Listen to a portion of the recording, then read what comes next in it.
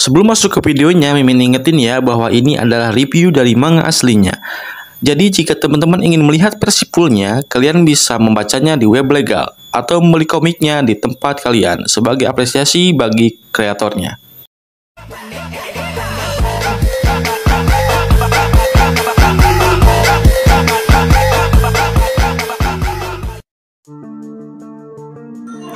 Berjumpa kembali dengan saya di Manvlog. Semoga kalian sehat dan bahagia selalu. Di video kali ini saya akan melanjutkan Manhwa Pembunuh Overpower. Bagi kalian yang baru menonton di channel ini, saya sarankan untuk menonton video sebelumnya supaya videonya nyambung. Langsung saja kita mulai ceritanya. Cerita sebelumnya, kita sudah diperlihatkan Roland yang ditawari untuk menyewa rumah di tempat kakak Tami, dan Roland pun menyetujuinya. Ketika Roland sedang mandi, tak terduga ibu guru Jun masuk ke kamar mandi juga. Sontak itu membuat ibu guru Jun kaget. Juga kita sudah diperlihatkan Roland yang merayu ibu guru Jun supaya diizinkan tinggal satu rumah dengannya. Ibu guru Jun pun menyetujuinya dengan syarat. Syarat apakah yang akan ibu guru Jun minta dan bagaimana cerita selanjutnya? Langsung saja cerita dimulai. Cerita diawali dengan ibu guru Jun yang berkata, ikut serta dalam acara lomba berbicara dalam bahasa Inggris di bulan depan dan juga berjanji untuk memenangkan lombanya, ucap ibu guru Jun. Ternyata syarat yang diberikan ibu guru Jun adalah untuk ikut serta dalam perlombaan berbicara menggunakan bahasa Inggris. Mendengar perkataan ibu guru Jun, orang pun menganggap remeh syarat yang diberikan ibu guru Jun. Karena Roland pernah tinggal di luar negeri beberapa tahun, jadi bahasa Inggris bukan apa-apa baginya. Lalu Roland pun menjawab, ternyata persyaratannya hanya seperti ini. Aku kira aku harus memijat ibu guru Jun setiap hari, ucap Roland dengan tatapan aneh. Kamu terlalu banyak berhayal, ucap ibu guru Jun yang terlihat kesal setelah mendengar perkataan dari Roland. Lalu ibu guru Jun pun berkata kembali, dan juga demi menghindari kecurigaan, kamu tidak boleh memberitahukan orang lain aku adalah gurumu. Oh begitu, bagaimana kita menjelaskannya kepada orang lain, ucap Roland. Singkat cerita, kita diperlihatkan kakak Tami yang datang. Lalu kakak Tami berkata, kakak sepupu, ucap kakak Tami yang sepertinya sedikit kaget. Iya betul kakak Tami, bagaimana? Sangat kebetulan kan, ucap Roland sembari merangkul ibu guru Jun. Jadi untuk mengelabui kakak Tami, Roland mengaku bahwa ibu guru Jun adalah kakak sepupunya. Oke, lanjut. Ya ampun, benar-benar kebetulan, untung kalian adalah saudara sepupu. Kalau tidak, aku akan kehilangan penyewa. Aku benar-benar akan merugi. Begini saja, besok kalian bisa datang ke rumahku untuk makan malam. Aku akan menembus dosaku, ucap kakak Tami yang percaya kalau ibu guru Jun adalah sepupu Roland. Mendengar kata gratis, MC kita ini langsung mengiyakan ajakan makan malam dari kakak Tami. Oke, kakak Tami, kami pasti akan datang. Kalau begitu terima kasih kakak Tami, kami pasti akan datang, ucap Roland yang senang karena bisa makan gratis. Lalu kakak Tami terlihat sudah meninggalkan Roland dan ibu guru Jun. Lalu Roland berjalan menuju kamarnya sembari berkata ke ibu guru Jun, ada makan gratis, kenapa tidak pergi? Kita juga tidak perlu mengeluarkan uang. Apakah kamu setuju, kakak sepupu? Aku tidur dulu ya. Good night, ucap Roland sembari meninggalkan ibu guru Jun untuk tidur. Mendengar perkataan Roland, ibu guru Jun pun tak menjawab perkataan dari Roland. Tetapi ibu guru Jun berkata dalam hati, tidak tahu malu, serakah dan pelit, ucap ibu guru Jun dalam hati sembari menatap Roland yang pergi ke kamarnya untuk tidur. Scene pun berpindah. Kita diperlihatkan di salah satu rumah di malam hari. Terdengar seorang yang berkata, Kakak, kamu harus membalaskan dendamku. Sejak kecil hingga besar, aku belum pernah ditindas orang seperti ini. Itu berarti dia tak memandang keluarga besar Huang, ucapnya. Yang ternyata orang ini adalah bos Huang yang dilempar Roland dari jendela sekolah, yang sudah Mimin upload di part ke-6 video pembunuh overpower. Oke, lanjut. Lalu terlihat kakak dari bos Huang yang mendengar aduan dari adiknya.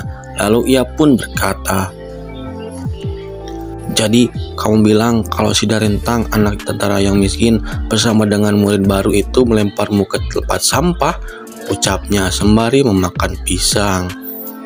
Aku mengerti, serahkan semuanya padaku, ucapnya. Scene pun berpindah. Kita diperlihatkan di jam sekolah di sekolahan Yizing. Di kelas Roland terlihat Wendy sedang berbincang dengan Lucy. Wendy berkata, kamu yang ngomong. Bukan masalahku, kenapa harus aku yang ngomongnya? Kamu pergi sendiri sana, jawab Lucy. Lalu Lucy menatap Wendy lalu berkata sembari terlihat menggoda Wendy. Jangan-jangan kamu menyukai dia ya? Hatimu jadi menciut seperti ini. Mendengar perkataan Lucy, Wendy pun menjadi salah tingkah.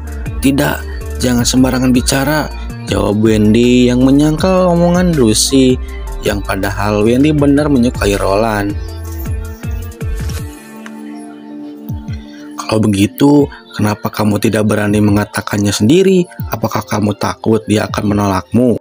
Ucap Lucy yang menakut-nakuti Wendy.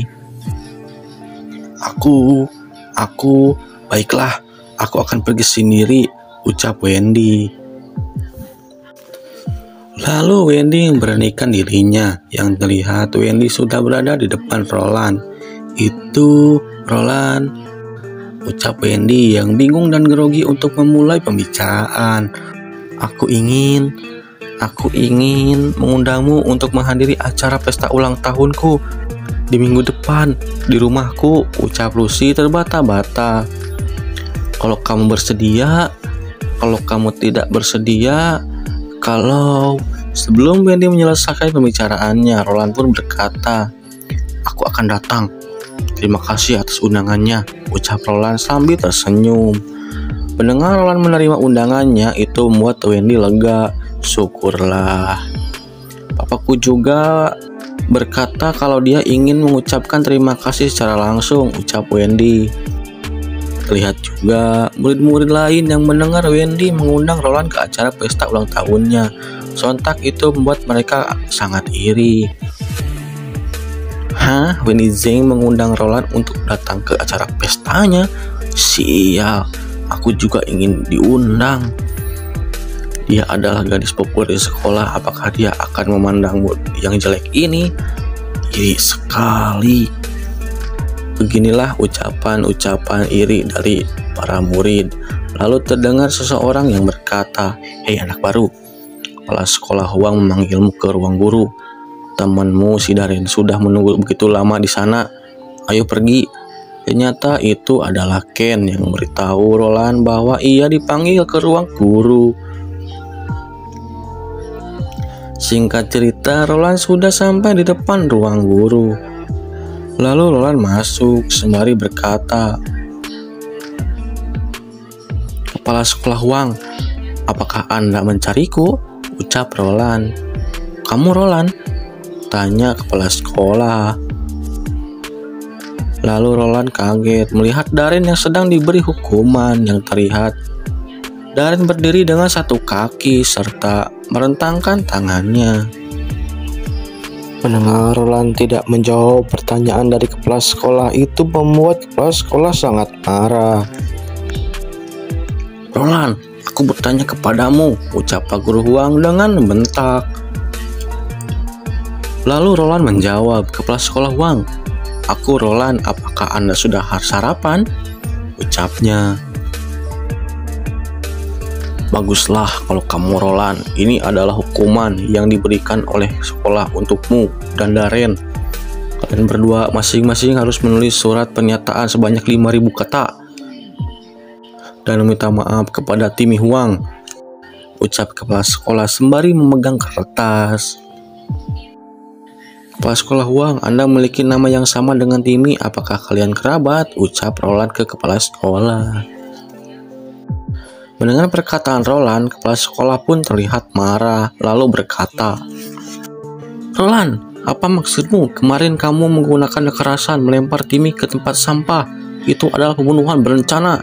Kalau pamanmu Henry Zheng tidak memohon maaf atas tindakanmu ini, saat ini kamu sudah masuk penjara." Mendengar perkataan kepala sekolah yang menyebut Henry Zheng adalah pamannya, itu membuat ia sedikit lega. Henry Zheng, paman? Kalau dia sudah memberikan jalan untukku, kenapa aku harus takut kepada kepala sekolah? Ucap Roland berkata dalam hatinya. Setelah mengetahui dirinya dibantu oleh Henry Zheng, orang paling berpengaruh di SMA Yizing, itu membuat Roland tak khawatir. Lalu Roland meninggalkan ruangan kepala sekolah bersama Darren. "Darren, ayo pergi, sebentar lagi kelas akan dimulai." Kepala sekolah Huang, "Silahkan bicarakan semuanya dengan pamanku," ucap Roland sembari meninggalkan kepala sekolah sendiri. Melihat dan mendengar perilaku Roland itu membuat kepala sekolah Huang jengkel sembari berkata, "Roland, berhenti, aku sedang berbicara denganmu. Beraninya kamu mengecewakanku," ucap kepala sekolah Huang yang akhirnya membiarkan Roland pergi karena ia sadar keluarga Huang tidak ada apa-apanya di hadapan keluarga Zheng. Dan cerita pun bersambung. Terima kasih yang sudah menonton video ini. Jangan lupa menekan tombol subscribe supaya kalian bisa menerima notifikasi video terbaru dari Mimin. Jangan lupa juga like dan komennya supaya Mimin semakin semangat lagi untuk upload videonya. Dan bagi kalian yang mau naktir Mimin kopi, linknya tersedia di deskripsi. Oke, untuk video kali ini saya cukupkan sampai di sini saja. Kita ketemu lagi di video berikutnya. Sampai jumpa.